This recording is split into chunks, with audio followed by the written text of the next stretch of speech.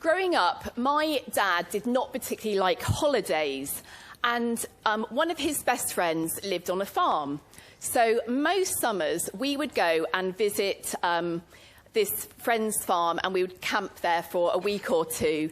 And we would spend probably one afternoon on the beach, and then my dad would say, oh, we've done the beach. And then the rest of the time we would spend on the farm. We would get to feed the chickens, maybe dip the sheep. But one thing that I really remember is the harvest time. And this was a long time ago, by the way. But we would help, bring in some of the harvest, whether that was the hay, bales, or whatever. And I remember being allowed to sit and drive the tractor when I was about 7 or 8. I mean, basically, I just had to press the brake and then slowly let it go forward a bit so that people could throw the bales onto the trailer behind. So I love harvest because it brings back really happy memories of when I was a child.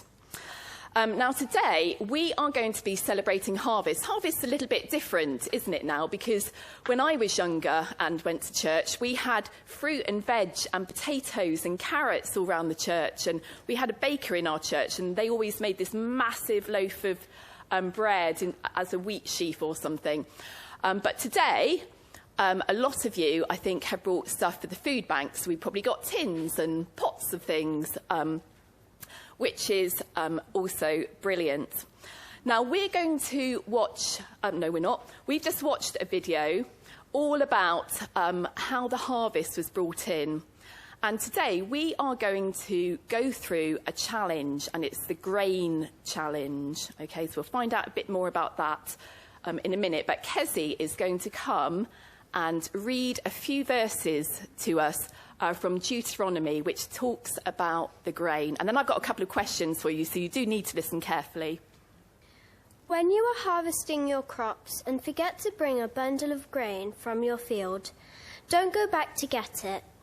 Leave it for the foreigners, orphans, and the widows. Then the Lord your God will bless you in all you do. When you beat the olives from your olive trees, don't go over the boughs twice.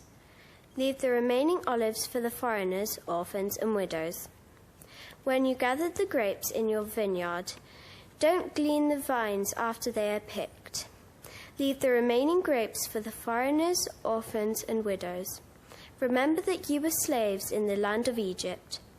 This is why I am giving you this command. Deuteronomy 24, verse 19 to 22. OK, so let's find out what you think about what we've just heard. Why do you think that God told the people to leave behind some of the harvest? Why didn't he just say, oh, make sure you get it all in? Go on, Yuval.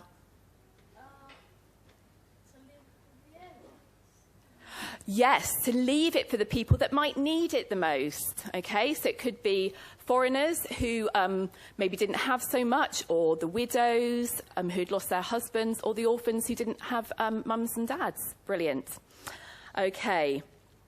Do you think, this is the next question, that God still wants us to share our harvest with others today?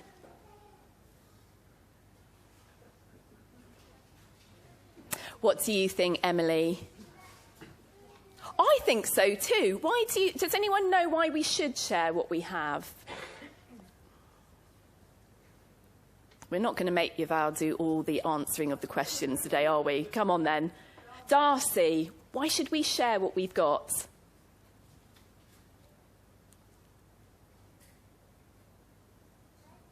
Sorry.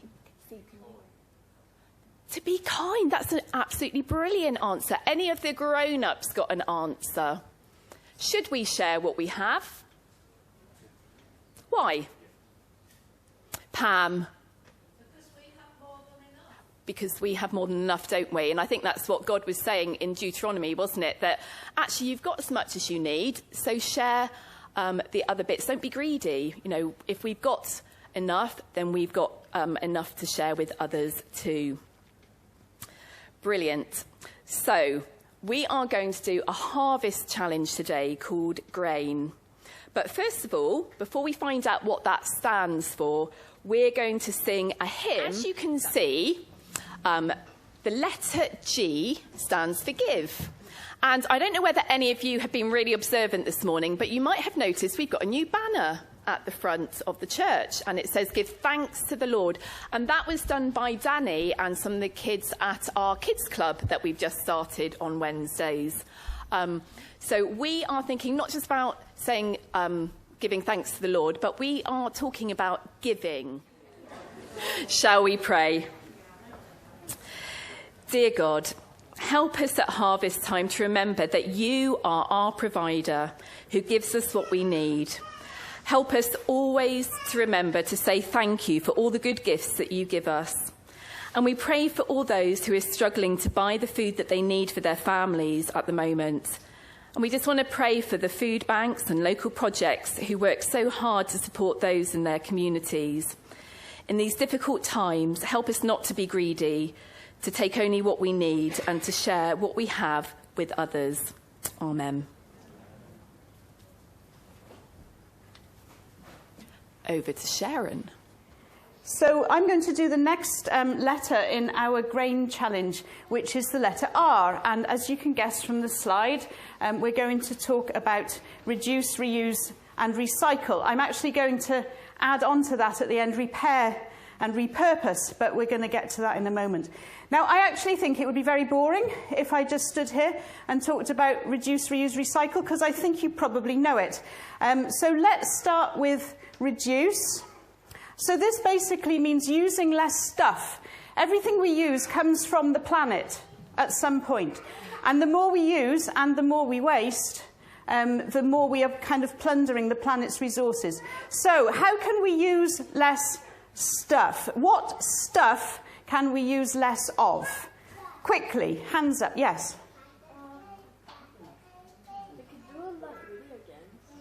Okay, all right. Any other ideas? Single-use plastic. So not to use single-use plastic. Okay, Ellie? Energy. Okay, that's a really good one. Can we have 3 ways that we can reduce our energy use? Shout out. Okay, don't shout out because I can't hear 3 things at the same time. Walk instead of taking the car. Okay, that's fuel. We can use less fuel, burn less oil. That's brilliant. Somebody else? Callum? Use electric vehicles. Okay, again, less pollution. Very good. Hayden? Turn off switches. Yes, turn off switches. If you walk out of the room, turn the light off, turn the computer off. What else? Ellie? Wear jumpers so that you turn your heating down. Yes, really good one. Let's have one more. Use less energy. Okay, say it when you've thought of it. Use less energy. Okay, what about hanging things on the washing line instead of using a tumble dryer? Okay, there's lots of things that we can do. We've done use less fuel, walk or cycle or get a bus or share a lift. What about, what are we going to do after today when we finished the service? We're going to eat. Okay, do we use too much food? How can we use less food? Buy less. Cook what you can eat and eat what you cook, and especially meat, because meat is very heavy on the world's resources. Okay, so let's have our summary slide. Water, fuel, food, especially meat, and power and waste. Now then, in the top corner, this is a little advert, actually. There's a woman in St Andrew's Church who runs a little business up in Churchdown called Churchdown Zero.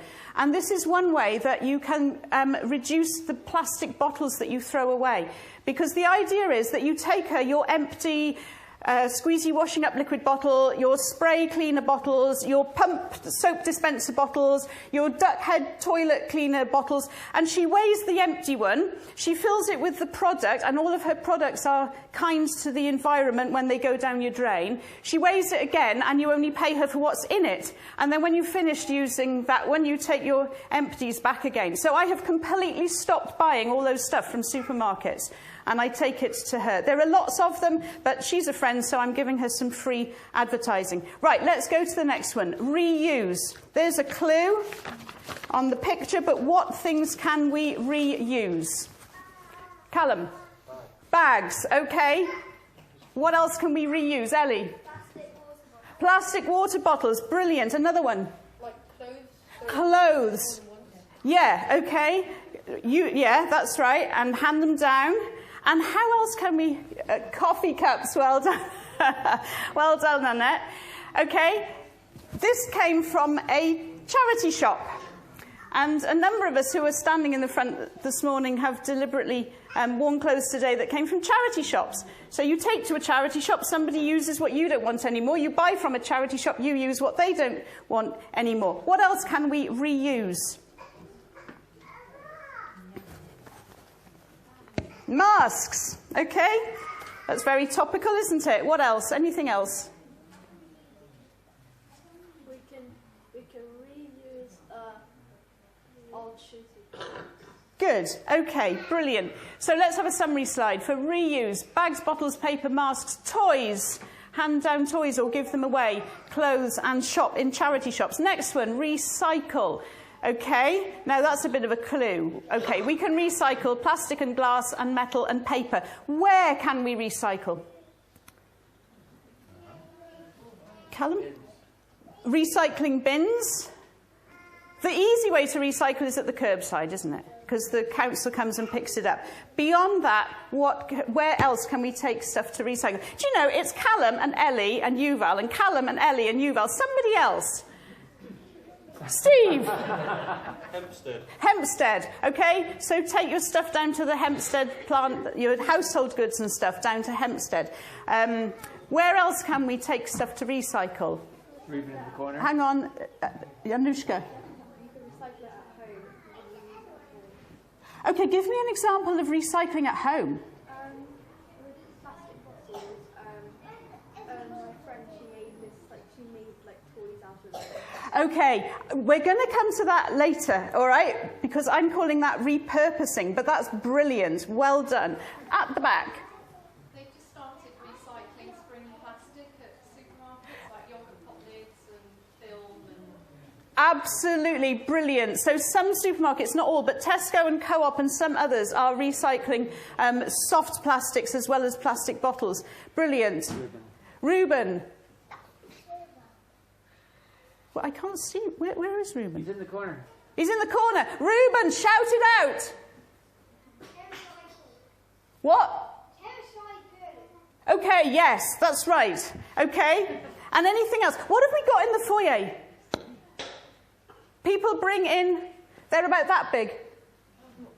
Milk bottle tops, that's right. Okay, let's have our, okay, we did most of those. Composting, yep.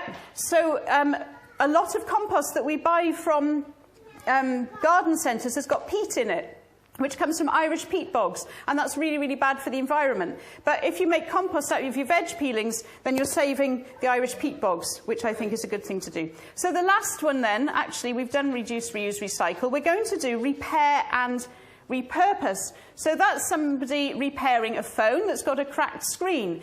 You can throw it away, or you can say, well, it's only the screen that's gone, so let's repair that because the rest of the phone is okay. What other things can be repaired? Clothes. Clothes is a huge one. Don't throw them away, repair them. What else? Shoes. Yes? Yep. Any more? White goods. White goods, absolutely, because usually it's just one part that's gone. Yep. And other household electrical things or other household goods. Yes. Chairs. Yeah. Brilliant. Okay. Let's have the summary slide. Okay, and what I've put there is hiring an artisan. What that means is you might not be able to fix it yourself. So somebody said shoes. You might not be able to fix your shoes, but if you take them to the cobbler, then you're not only reducing what you're using, but also you're giving somebody else a livelihood. And there's a chap that lives just within half a mile of here who repairs bicycles. And he basically rebuilt my bike a few years ago. I've had the bike for over 10 years, but the only thing that's original is the frame and the wheels. And everything else has been replaced at least once, but it's still the same bicycle. All right, and then the last one that I want to talk about is repurposing. So that's a fun picture. of some wellies, and I'm interested we've got wellies here as well, but those wellies are being used as plant pots. Go on.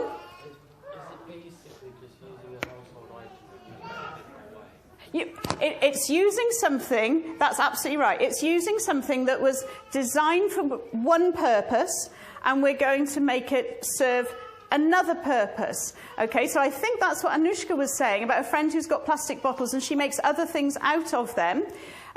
You can do this really easily with clothes. So this skirt started life as a dress, and it had an elasticated bodice, and after a few years the elastic went. And it was useless as a dress, and I was going to throw it away. And then I thought, but hang on, this bit's all right. So I cut it off and put some elastic around the waist, and I've got a skirt. If a pair of trousers goes at the knee, you cut them off, you've got a pair of shorts. And I know there are women in this church cleverer than me with sewing machines who've made baby clothes out of adult shirts and little girl dresses out of adult skirts. So when one bit of a garment wears out, think about, okay, what else could I make out of this? Now, this is a quiz for prizes, because this is a little bit harder now. Claire, have we got the sweets? So I'm going to say this is A, and what did it start out as? Okay, so this is a clock, but what did the frame start out as? Yuval? A pack of colouring pencils. All right. I was bought this by a friend. It came from the Treasure Seekers shop on Westgate Street, and I think it was made in India. So this is a load of colouring pencils, and they're useless as colouring pencils because they're too short to crayon with anymore, but they've made a beautiful clock out of it. And the Treasure Seekers shop also is a charity that helps people with health problems, especially mental health problems and learning disability. So that's a great thing to do. You've saved the earth resources and supported a charity. The next one's a little bit harder. This is a wine rack, but what did it used to be? Luke, you were very fast. Chains. What sort of chains? Bicycle chains. Okay, very good. And this one is harder again. This is brand new, otherwise I wouldn't have brought it because it would have been a bit ucky. But this is a doormat. What did it used to be? Sorry, I'm giving the cameraman a really difficult time. Anushka? Well done. Brilliant. You got that straight away. Flip-flops. I don't know, those of you who've spent time in Africa will know that everybody walks around in flip-flops, and usually it's the strap that goes, and the sole is still in good condition. But they literally fall off people's feet, and people literally just leave them at the roadside. But the soles are actually really durable. So somebody has made me a lovely doormat out of old flip-flop soles. These two items both came from Tradecraft, which some of you probably know, as a charity that lifts people out of poverty around the world. So again, it's a double win. You've repurposed stuff, and you've also contributed to a charity. All right, our last slide. Okay, there's some resources. If you want the slides afterwards, then the websites for all the outlets that I've mentioned are on there. Final slide. Why does it matter? So as Christians, why is this important? Why are we talking about reduce, reuse, recycle? Well, there's 5 points. One, it's God's world, and he made it beautiful, and he told us to look after it and to steward the resources, not to plunder them. Secondly, the clock is ticking. Climate change is really real. Biodiversity loss is really very real and urgent. There are plants and animals and birds that are disappearing forever, dying out, going extinct. And it's becoming too late to do anything about it, but we have to reverse that process. The third one, the Bible tells us that we shouldn't be greedy. So as we saw in our reading earlier, if God gives us plenty, it's not for us just to hoard it all, it's to give to other people. Fourthly, the Bible also tells us to love our neighbour. Now, the science behind this is really, really, really complicated, but we do know that if we can make a difference here to climate change, then in the long run, and if everybody does it, then there'll be fewer floods and famines, not just here, but around the world, and people will be able to sow and to harvest their stuff. So we're loving our poorer neighbours around the world when we do something about looking after God's world. And the good news is that because of that last point, it's not either or. We don't have to choose between looking after people and looking after nature. But when we look after nature, we're also looking after people. Last thing. Earlier this year, we applied to become an eco-church. And this is our bronze certificate. I'll hold it still. So this means that as a church, we've looked at the way we behave as a church family, and we've made some changes to try to reduce our impact on the environment. I think it would be fantastic if over this next year, as we raise our awareness and change our behaviour a little bit more, if next year's Harvest Festival, we could stand here and show our silver certificate. Wouldn't that be great?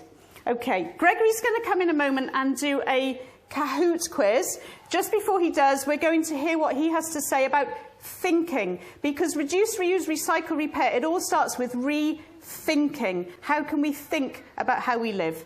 So how do we get around? Well, oftentimes the answer is that we burn oil. And in the long term, that's not particularly good for our health nor for the environment. So why do we do this? Well, to some extent, it's simply because it's convenient and everybody else lives that way. And therefore, we don't really think about the consequences of the choices we make. And personally, I would love to see a lot more of us walking further than we do. But I would walk 500 miles and I would walk 500 more to be the man who walked 1,000 miles before the night. Okay, so now we're going to move on with the grain challenge, and we're going to do the next two letters together because they're quite similar ideas. We're going to look at A and I. So from the grain challenge, the letter A stands for ask. And basically this is being willing to ask people if they need help. So this is about looking after one another and being kind and thinking of other people. We've got a few people in our church family who've been in hospital recently, and they could really use some help. So it might be good that we ask them, do you need me to cook you a meal? Or could I do your shopping for you? Now, you might not know who those people are, but we also have a pastoral care team in the church. So we've got Jane and Linda and Annette. And if you ask one of them, they'll be able to tell you who is in need in the fellowship at the moment. Or you might know somebody that's not in our church family. You might have a neighbour who's been unwell. You might have a grandparent who's not very well. Or you might have a friend in school who's going through a hard time. And it would be good to ask them, how can I help you? But the other thing I want to say here, this is maybe a little bit strange, but I also think that it might be you. You might be the one who's needing help. And sometimes we're too nervous to ask other people to help us. Sometimes we're too proud to ask other people to help us. But great friendships can grow out of swallowing our pride and asking for help. I have quite a funny story. I found out how lovely the lady across the road from me is when my washing machine broke down mid-cycle.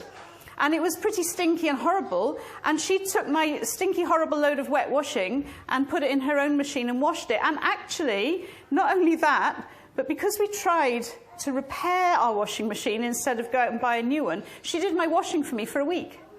And we've got to know each other really quite well because she did my washing for me. And this picture is illustrating a Bible story when Jesus asked a woman for a drink of water. And out of him asking her, they had an amazing conversation, and she put her trust in him. And not only that, but brought her whole village to hear him as well. So sometimes asking somebody for help or asking somebody if they need help can have a spin-off that you never imagined. And then the next letter is I. So I is to invite. And this is a challenge to all of us, to be thinking about people that we could invite to our homes, to play with us, to have a coffee with us, or to have a meal with us.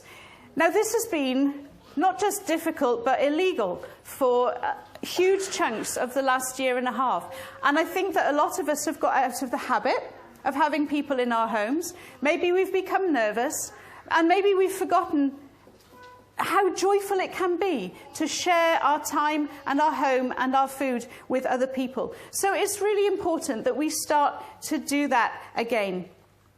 And as well as inviting our friends and family, which is good, it's also good that we look out for people who tend not to get invited. So there might be a child in your class who doesn't have very many friends and never gets invited to the birthday party. There might be somebody who's moved into your area and they don't know anybody else on the street. There might be somebody who has come from another country and they're feeling homesick and lonely and confused. There might be new students who've moved into the area and, again, are struggling to get to know people. So we must think of, could we invite some of those people into our homes as well? Now, to help remind us all how good it is to share food together, you are all invited to have lunch after this service. And we hope that this will, as well as eating yummy food together, that it'll be a chance to reconnect with people that we haven't seen, haven't been talking to over the last year and a half, and also to remind us how good it is to sit down and share food together. So that's our A and our I. So we're on to the final letter, and the final letter is N, and that stands for nature. Now, obviously, today we're focusing a lot on plants and foods that we're really thankful for. But actually, we know from Genesis that God created everything, and we want to be thankful for that. And all through the Bible, in Psalms, David praises the Lord for the things he has made. In the prophets, they talk about God's control over the earth. And even in the New Testament, Jesus calms the storm to show that he is God. And in Romans, Paul then reminds the Romans that even the animals and nature speaks of the qualities of God. And on a day like today, when it's really sunny, it's sometimes really easy to go out and be really thankful for the weather and feel really pleased. But sometimes if it's been raining for 5 days, we feel much less like being thankful for that. But in many countries, they're very thankful when the rain arrives. Now, kids, you guys are often much better at enjoying nature and being thankful for it. You like to jump in puddles, find cool rocks, spot all the ladybirds. But grown-ups, we're a bit rubbish at this. We tend to just walk where we're going and be a bit grumpy. So part of this challenge is for us to be a bit more thankful. When we open the window, we can hear the birds singing. Or when we're just out for a walk, we can just appreciate maybe a flower or trees that we're walking around. Because even when things are really hard, we can try and be thankful. And I missed my thing of thankfulness, because actually I want to say a big thank you to the kids who come to Kendal Kids on a Wednesday, who helped make all the people for our new banner for today. So well done to them. Thank you so much for coming today. Now, we're hoping that lots of you are going to stay and have lunch with us. But we do have a few things that we need to get ready. So it would be really helpful if, once we finish in about 1 minute's time, you can actually go out into the car park, beautiful sunny day, have a chat with your friends, and then in about 10-15 minutes, come back in, and hopefully the tables are going to be ready for you and food will be ready as well.